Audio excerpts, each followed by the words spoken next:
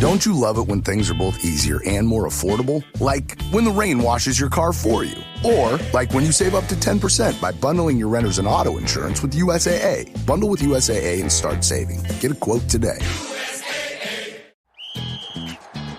Hilton brings you new ways to stay, with experiences that let you capture the glory days. Introducing the Graduate Hotels. Each inspired by local college towns, these stays are always original and never boring. Get in touch with traditions all across the country and enjoy a stay that's a class above the rest. Book at Graduate Hotels with Hilton Honors Points at Hilton.com. It's a win-win. Hilton, for the stay. Saturday presents, in the red corner, the undisputed, undefeated Weed Whacker Guy. Champion of hurling grass and pollen everywhere. And in the blue corner, the challenger, extra strength Saturday. Eye drops that work all day to prevent the release of histamines that cause itchy allergy eyes. And the winner by knockout is Saturday. Saturday, bring it on.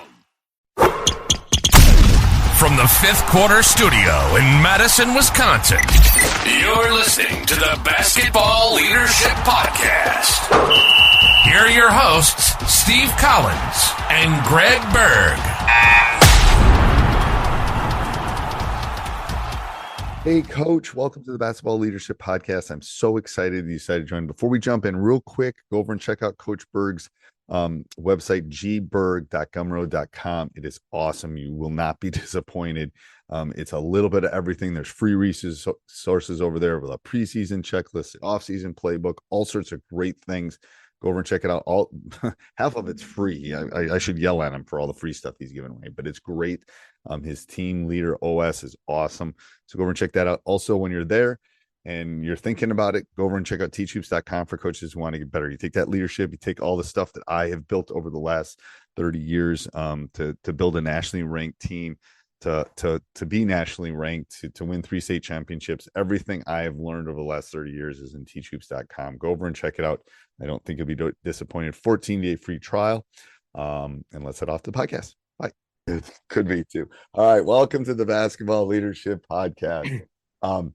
Today we're talking about mistakes coaches make. It's actually new coaches. I was laughing before we did it because it's like I probably make a lot of these mistakes too. Hope I don't, but you know, we all make mistakes. So I think it's good to see them for sure.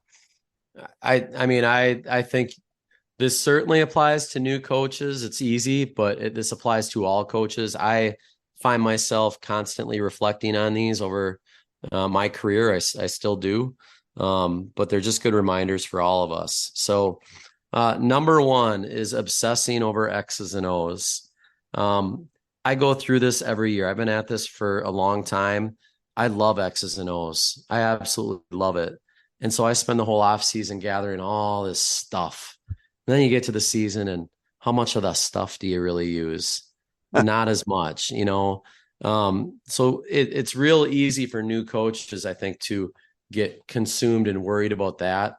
It really doesn't have as big an impact on the game as we think it does.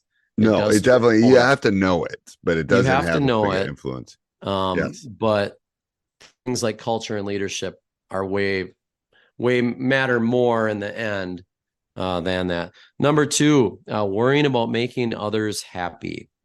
I think as a new coach, you know, you're worried about pleasing your kids and playing time and parents and administrators. And, you know, you just can't live that way. I talk about this 20, 40, 60 rule where in your 20s, you're worried about what other people think about you.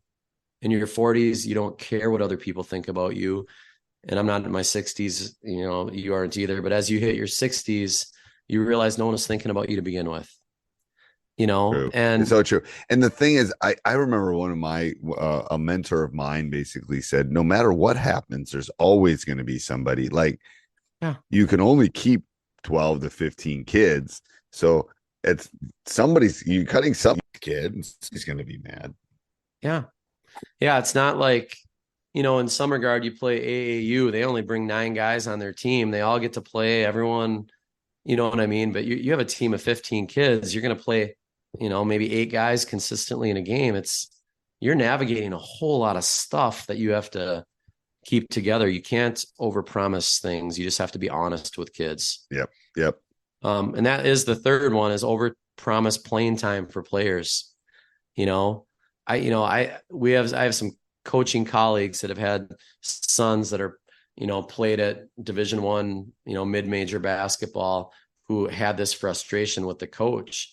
This new coach comes in and basically promised the kids playing time and what their role was going to be. Right.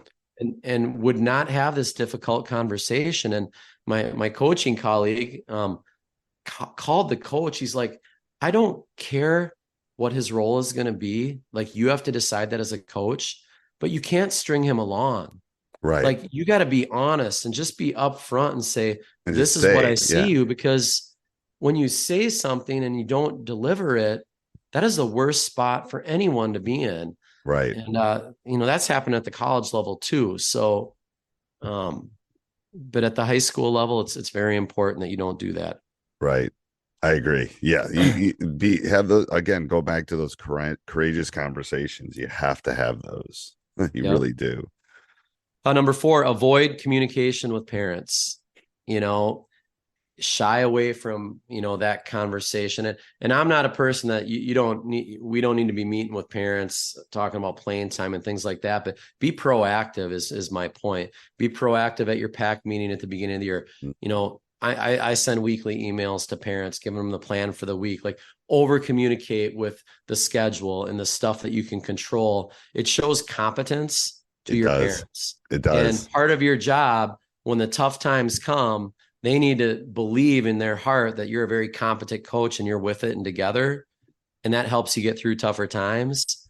So I think that's a great lesson for new coaches too. You got to over communicate. You really do have to over communicate. And it's like, I literally give them the practice schedule for the entire year, and we do it online and we print it off, and and I said, it will change. Like, I was telling the other day, we gave a day off. It's like, okay, things will change, or times will change. There's conflicts. But I said, here's the schedule for the entire year through the state championship. So, because it shows competence, but it also shows you're thinking about it. Here's how things are going to work. All that stuff. I agree. Yes. It's incredibly important, because where there's a void in communication, negativity fills it. Yes. And that's important for coaches to remember.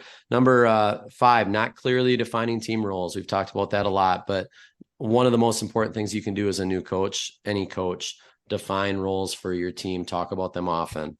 Yes. And then number 6, common mistake, is to not focus on culture and not really know what culture is, and know that culture is every day.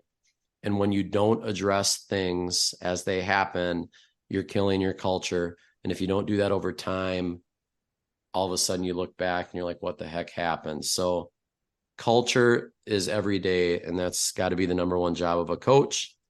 And then lastly is don't overcomplicate the game. Simple often wins. It really does. It really does. It does, because your kids, the more they have to think, the less they're going to perform, the worse they're going to do. Like, your goal is to create habits and just have them play free with good habits in those stressful situations, and hopefully they react how you want them to. But it's very, and I've been guilty of this as a coach, but less is more. Simple wins. And, I always remind myself in these situations, players, not plays. Especially end a situation. How do you get your best player the ball in space? Don't worry about the perfect play, which may or may not work. Right.